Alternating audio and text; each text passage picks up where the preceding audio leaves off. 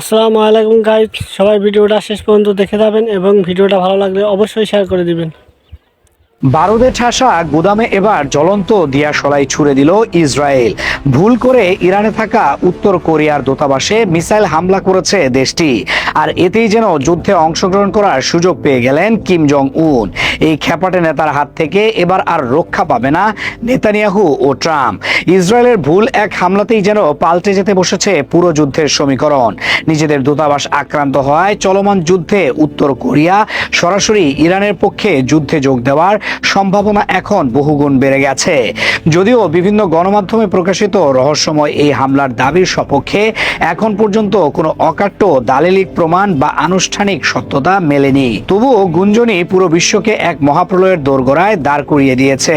সবচেয়ে ভয়ঙ্কর বিষয় হলো পিয়ংইয়ং এখন পর্যন্ত এই ঘটনা নিয়ে টু শব্দটিও করেনি।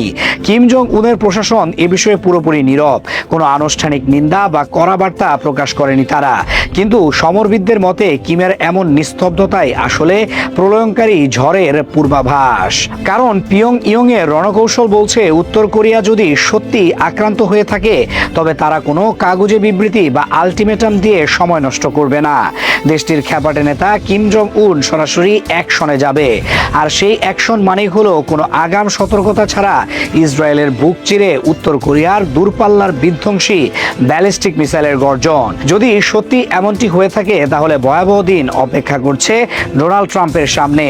অর্থনৈতিক ও বৈশ্বিক চাপের সাথে নতুন করে যুক্ত হবে উত্তর কোরিয়াকে সামলানোর দুশ্চিন্তা। কারণ যদি কিম জং উনের ক্ষোভের আগুন একবার জ্বলে ওঠে এবং তেহরানের সাথে পিয়ংইয়ং এর জোট পূর্ণতা পায়, তবে মধ্যপ্রাচ্যের মানচিত্রে ইসরায়েলের অস্তিত্ব টিকিয়ে রাখা অসম্ভব হয়ে পড়বে।